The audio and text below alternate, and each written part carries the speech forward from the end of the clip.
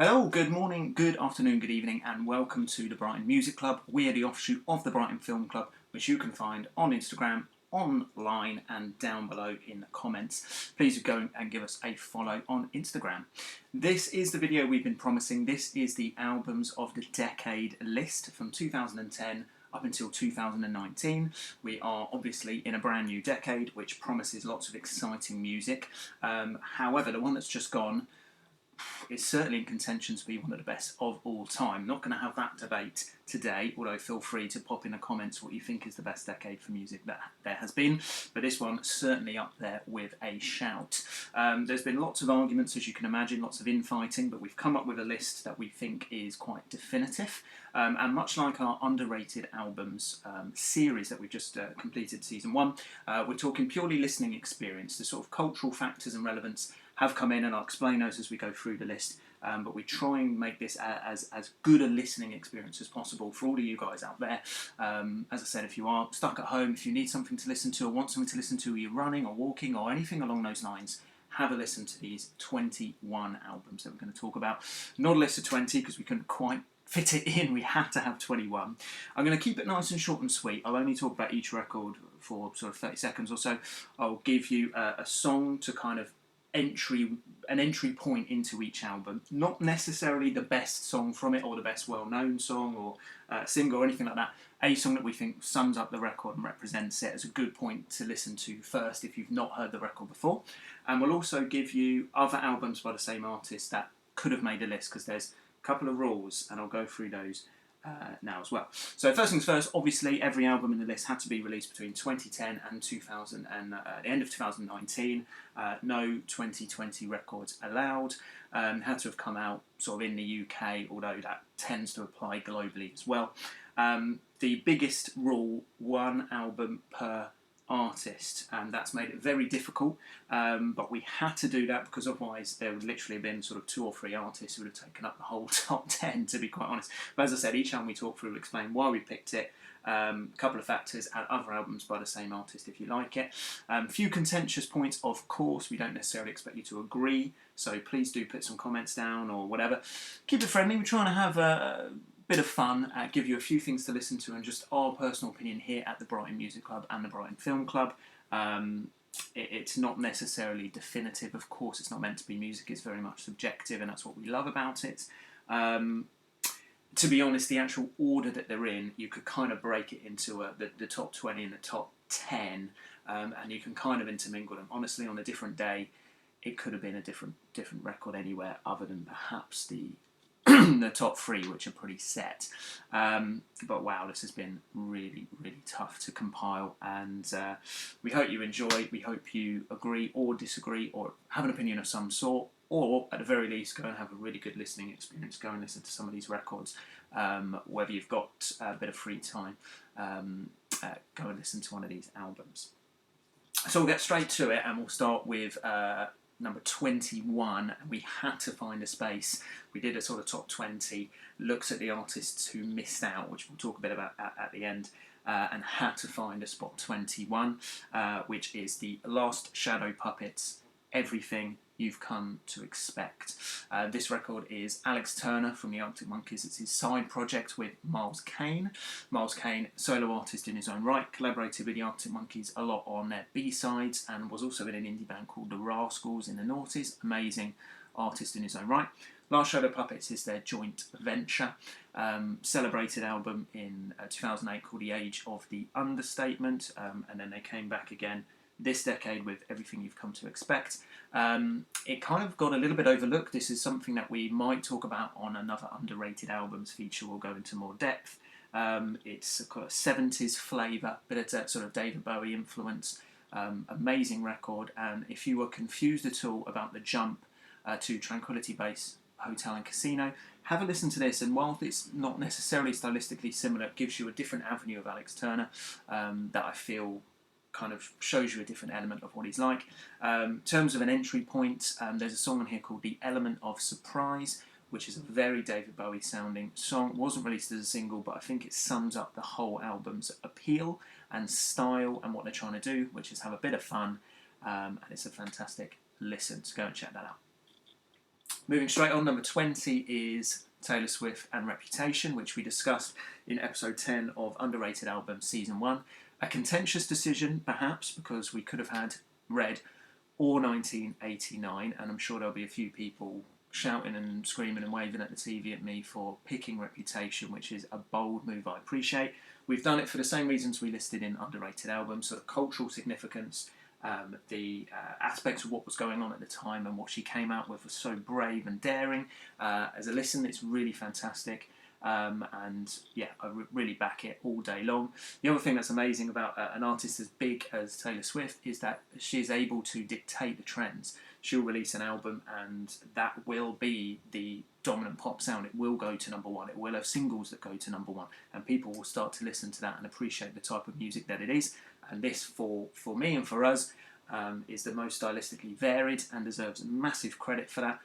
We like Red, we like 1989, but they have that intrinsic pop sound, whereas this really pushed some boundaries and did wonders for pop generally.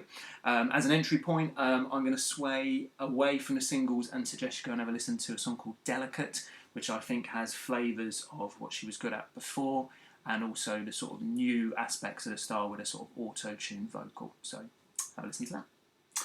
Number 19 is an album by Gang of Youths, and it's an album called Go Further in Lightness.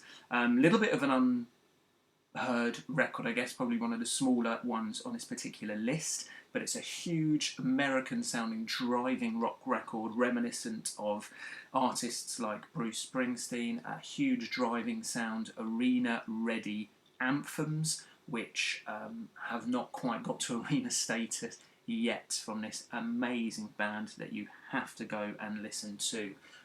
There's elements of a little bit of pretension in some of the lyrics which might turn a few people off, but I think the overall sound, the earnestness of the vocal, and the hooks are absolutely incredible. It's a massive sounding album for what is still a small band as we speak today. In terms of an entry point, I would actually listen to this whole thing all the way through if you have a drive or a run. Again, follow the social parameters, but if you are going on one of those, then worth sort of sticking the whole thing through. But if you just want one song to entry in, I'm going to suggest a song called The Deepest Sighs, The Frankest Shadows, which has a little bit of all of it, and a bit of an idea what to expect in a slightly more concise song, because some of the songs are a bit long on this record. But that is an amazing album that we have just completely not stopped listening to since it was released. Really good live band as well. So go and have a listen to Gang of Youths. Number 18 is Wolf Alice and My Love Is Cool. Reasons we put this on here are it just broke down some doors for indie when it got a little bit stale. This particular decade, that sort of British indie scene, which had thrived and done so well in the 90s, of course, with Britpop, and in the sort of noughties as well, with the rise of the Arctic Monkeys in the 2006-2007 scene. In the 2010s, or the teens, or whatever we're going to call them, it's certainly not been a dominant genre. It's not been a dominant genre for sort of teenagers or kids getting into music either. But I think this was one of the albums that sort of is going to give it a bit of a boost and a bit of a lifeline. And Wolf Alice are one of those bands. They have the elements of grunge and the Americanisms, but still very British. There's lots of abrasive textures and rock. But it's still got a real pop edge to it, and it's just, again, a fascinating piece of work. As a band as well, they're a band you can believe in and get behind. The members all have distinct personalities. They're a fantastic live proposition. They're a proper band in that sense of the term. And yeah, amazing band, need to be celebrated. And obviously they're going to go on to much bigger things, future festival headliners almost certainly, and well deserved as well. It was a difficult pick between My Love Is Cool and Visions of a Life, which won the Mercury Prize a few years ago and is obviously also worth a listen, but we went with the first one. I just think it was more of obviously a statement as a debut album. Probably got some of their sort of bigger songs when they play live as well, so that's why we went with this. In terms of an entry point, there's a couple here for you. If you like the abrasiveness and the rockness, then you have to go and listen to Giant Peach, which I think probably sums up their sound best. If you want a slightly sort of more pop-friendly entry point to this record and this band, there's a song here called Freezy which is just a straight up pop song and really, really good as well. Number 17 is Idols, Joy as an Act of Resistance. Why? Pretty obvious reason why, exactly the same as Wolf Alice. They've given the indie scene an absolute shot in the arm. This sort of punk aspect of what everyone is listening to at the moment that has come from idols who are so brave, so on point in their lyrics, but also vulnerable, taking a swipe at toxic masculinity and doing it in a way that is aggressive but listenable, and again in a live arena, really kicking down doors, and just a really exciting proposition. With an entry point to this, I'm going to go slightly different because there's a lot of really good punk songs and really good sort of lyrical subject matter to get your teeth into, but there's a song here called I'm Scum, which I think is that kind of gang chant vocals and will really bring to mind what they're trying to do and really hark back to the sort of punk era. So I think that's a good entry point for anyone that's not listened to Idols before. 16 is Mac DeMarco's 2.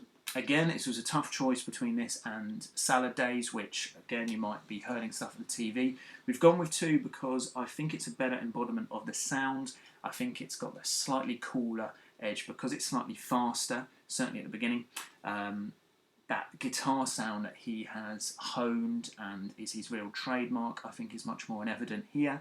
And I just think for the uninitiated, it's a better first listen. I think Salad Days has a bit more of a grower feel to it if you're going to get into Mac DeMarco as an artist, and I think 2 might be a better entry point, which is why it swung it for us on this occasion. As an introduction, I think Freaking Out in the Neighbourhood is the best example of his guitar sound and what he does best, and he is much more than his slacker reputation would suggest, and a really amazing musician and arranger, and yeah, fantastic record. 15, Phoebe Bridgers and Stranger in the Alps. Flawless, knockout lyrics and folk from an artist who is going to grow and get better and better and better and is really, really exciting. She is incredible. Her voice is magnetic. She's featured on some amazing songs and collaborations since with the Boy Genius and Better Oblivion Community Centre projects, but Stranger in the Alps is her at her best. There are some amazing, just sort of stripped down folk songs, but actually reaches out into slightly bigger territory, which is an amazing thing to hear on a debut album. It's a really fully realised project. Entry point wise, I'm going to suggest, I mean, for me it was Funeral that completely knocked me out and made me literally sit up and take notice, and I got recommended to listen to it and basically stopped in my tracks. So if you've got some time on headphones to yourself on a walk, have a listen to Funeral. In terms of the slightly bigger sound, then Smoke Signals is probably your best bet. Number 14 is Billie Eilish, When We All Fall Asleep, Where Do We Go? An artist that needs no introduction at all. Absolutely obvious why, if not just for the pure listening experience of this. Again, as an importance, she, like Taylor Swift before her, has dictated a whole different sound that people everywhere are going to listen to. It appeals to everyone of all ages. It's absolutely original. A singer with a completely different vocal to anyone else, completely different sound, a real prodigy, and I just think this is the sound of things to come. She's simply the future, and so young as well, and to be so fully realised. I know she collaborates with her brother Phineas, but this is what an amazing piece of work this is, and to not include some of the amazing songs on the EPs that she released as well was really, really brave.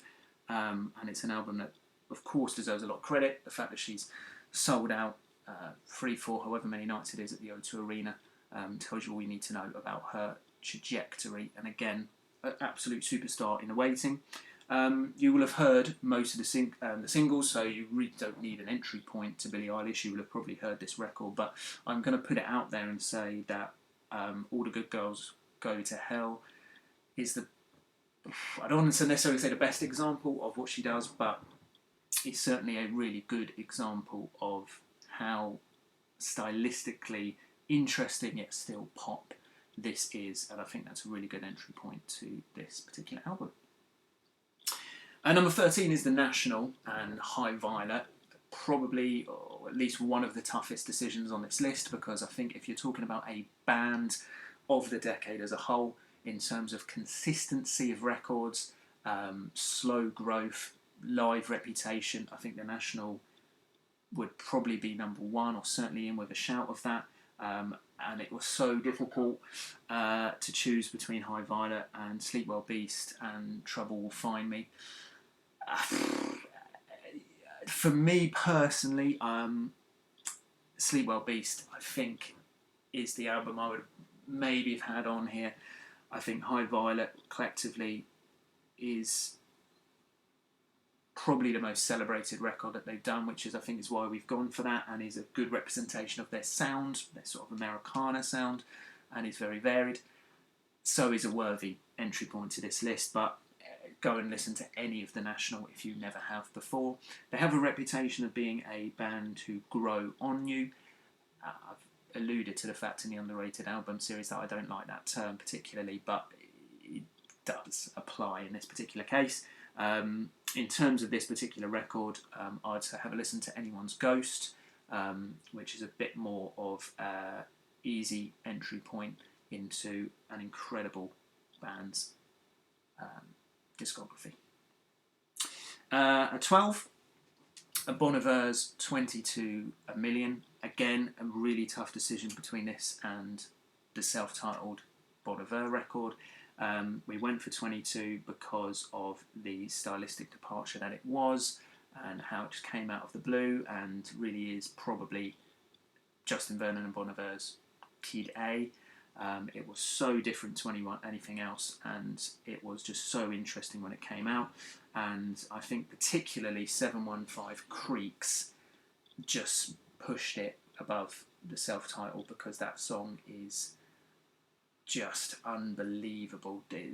Nothing on that other than Justin Vernon auto-tuning his vocal and harmonising with himself. Unbelievable. Amazing. Go listen to that. At number 11, Frank Ocean and Blonde. Quite sort of low down or high up. I never know low down or high up. Never our list. It was number 1 on Pitchfork's album of the decade. It's here because it was such a phenomenon, and again it did so much in dictating the sound and allowing artists to dictate what things should sound like rather than anyone else. Again, Channel Orange, it was a really tough decision. I still don't know whether we made the right decision, but we've gone with it. We've gone with Blonde. Hard to argue with Nights being your entry point. If you've not listened to this, again, it'll be where have you been if you've not listened to this. But an amazing album to listen to on all occasions. Into the top 10, and number 10 is The Suburbs by Arcade Fire. Now, me personally, I really like Reflector, and it was, again, a really tough decision to pick between the two. We feel that The Suburbs, again, probably represents Arcade Fire better as a whole, and certainly if you listen to this will get you more into the first two albums as well than Reflector will, which was much more dance-oriented and had the LCD Sound System, James Murphy influence on there. The Suburbs probably does what they do and sums up Arcade Fire, and for a band who released such celebrated albums in the noughties with Funeral and with Neon Bible, to release this and it topped those two, arguably, was a real achievement and summed up the American experience in the 2010s. For myself, I really like the song Suburban War. It's probably my favourite track on the album. It's an amazing experience as a whole. It probably should be listened to in that way, but I think this is a good entry point. Number 9 is Grimes and Our Angels. Sound like a broken record, but again, it was a really tough decision to pick between this and Visions. It was pretty much a 50-50 split, but we feel that Our Angels went that extra step in being loud and abrasive and pushed Grimes into the mainstream. Visions is a fantastic album to listen to on headphones, a bit more insular, but Our Angels just sort of blew apart what was possible, and just think had a bit more of a stylistic variation on there. predictably, I'm going to say Kill V Maim is the song to listen to first, because it just sums up what Grimes is all about.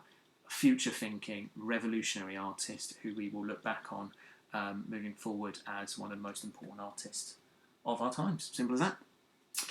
Number 8 is Tame Impala and Currents. Once again, predictably, we could have had Lonerism in here, but again, with Currents, it was again the step that pushed Kevin Parker and Tame Impala into the mainstream.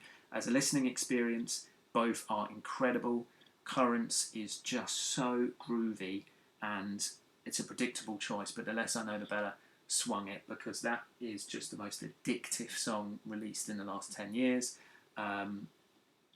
And it showed us what this guy could do. With Lonerism, it almost set a pattern where people pigeonholed him, despite that only being the second album, as being this artist who did everything alone and was very all about being alone. And then Currents suddenly came in and wiped everything off the table and said, I want to party at the same time. And it is still just the grooviest, most forward-thinking retro record there is. Amazing. Number 7 is the 1975's I Like It When You Sleep for You Are So Beautiful. Yeah, so I'm aware of it.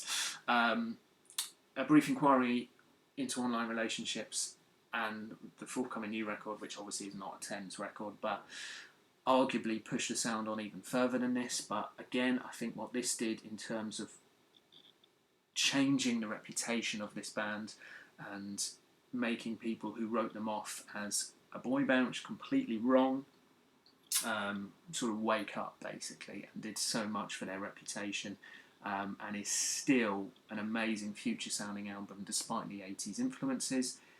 Variation on it is incredible. Every song is a standout despite being very long, although there are a few sort of instrumental flourishes on there that you maybe take or leave,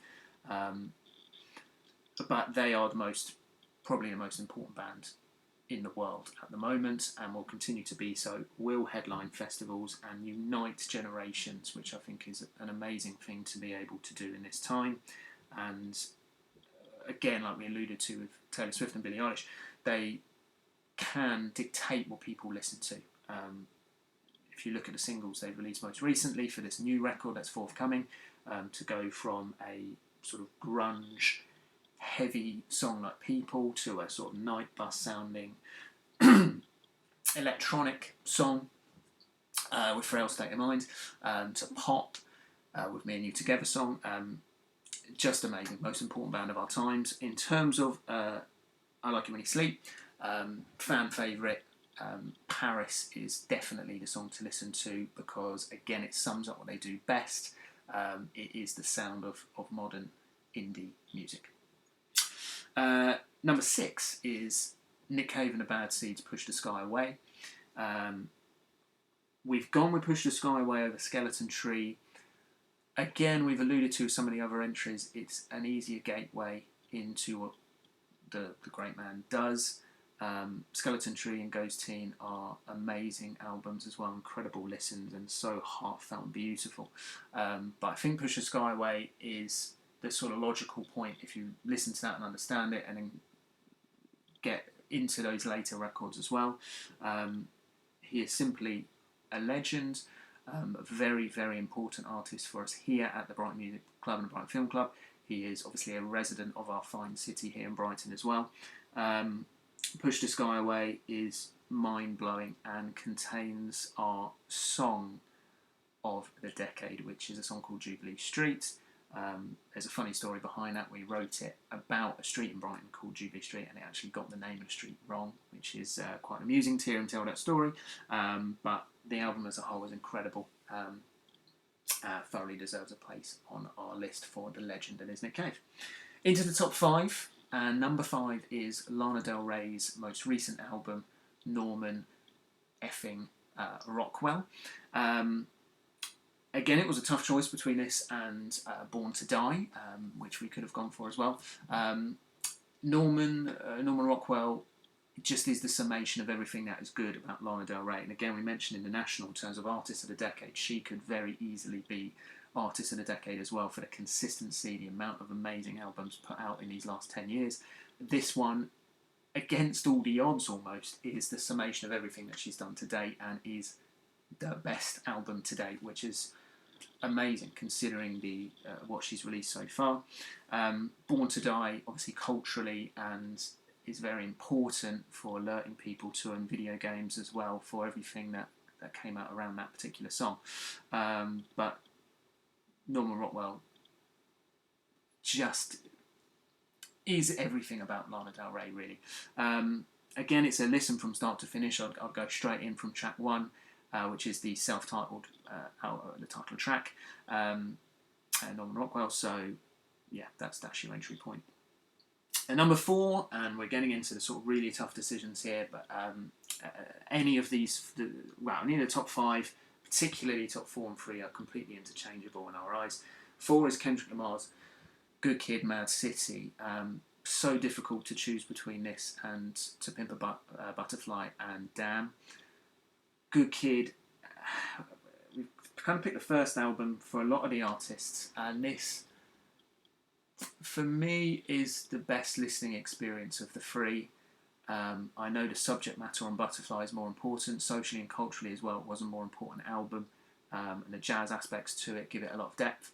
With Damn as well, it was a bit more of a pop lean and pushed him into that sort of headliner status. I feel with Good Kid, I think it probably sums him up in terms of the variation, how he does his different voices, telling his own story as well. It's really split hairs. It's a matter of taste and opinion, but I think this just kind of sums him up as an artist. I really like the song Money Trees on here as an entry point. I think that's my favourite track. But again, it's a really fantastic listen all the way through because of the skits and because of the story behind it as well. Into the top 3, and number 3 is Father John Misty's I Love You, Honey Bear. In these very strange times that we're living in right now, very close to putting pure comedy in, and you can kind of have these albums as a pair, although they are sort of quite different stylistically. They are sort of the experience of love, which is I Love You, Honey Bear, and experience of life, which is pure comedy.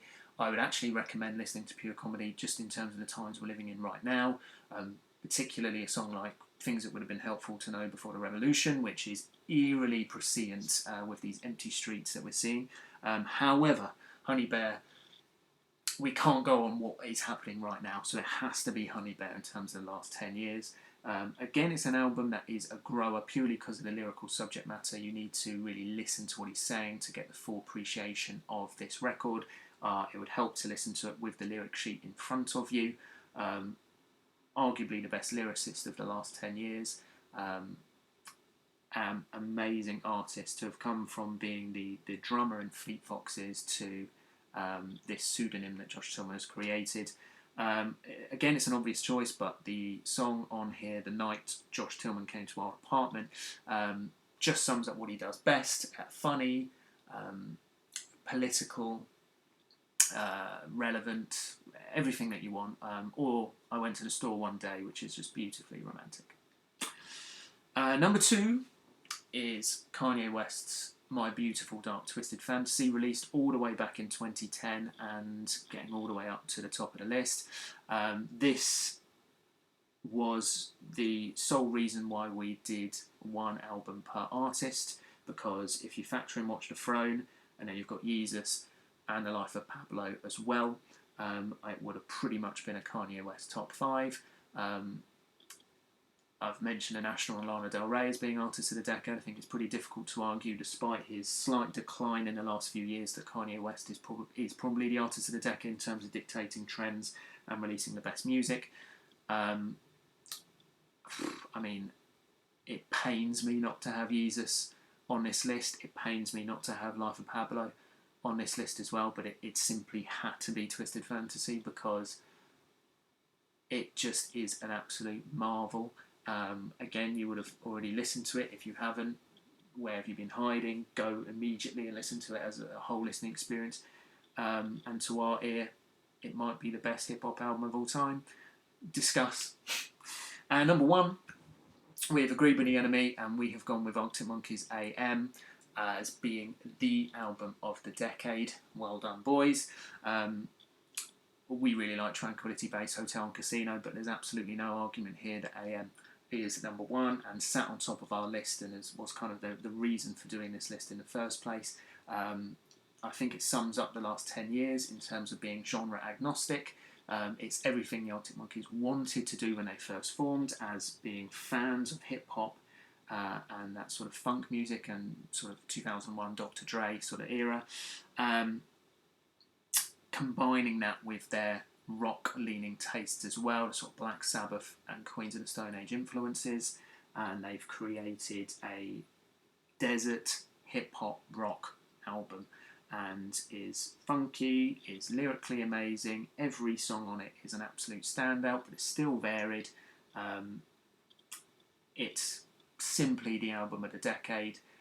Everyone seemed to agree when it came out because it launched them and even became an argument where it was better than the first album. We believed that ourselves, but the fact that that was even an argument that was had amongst the general populace was amazing, and yeah, fully deserves to be album of the decade, Arctic Monkeys AM. So there it is. That is our top 21 albums of the decade 2010 to 2019, with only one per artist. Honestly, there's so many artists that are hard done by here not to have made the list. Just looking at the list I've got in front of me, we've missed out artists like Biffy Clyro, we've missed St Vincent, we missed Royal Blood, Girls, Foals, Vampire Weekend, The XX, Metronomy, Drake, Queens of the Stone Age, Car Seat Headrest, Alt J, Jamie XX, Rihanna, Beyonce, LCD Sound System, Haim, War on Drugs. There's so many amazing records that have released in the last 10 years. This could have easily been a top 100. We feel that the list we've come up with is as definitive as we can get today. Tomorrow we'll probably have another argument about it. Hopefully you've enjoyed listening, and at least we'll now go away and have a listen to a record and have a bit of a boogie. If you discover something new, then we'll be absolutely delighted. If you have different opinions or think we are absolutely spot on or completely wrong, please let us know. Keep it nice and friendly. We're here for debate and to have a little bit of fun. Let us know your favourite album in the last 10 years in the old comments below. Go and give us a follow on Instagram. Really appreciate you listening. That is Albums of the Decade by the Brighton Music Club. Thank you very much. Goodbye.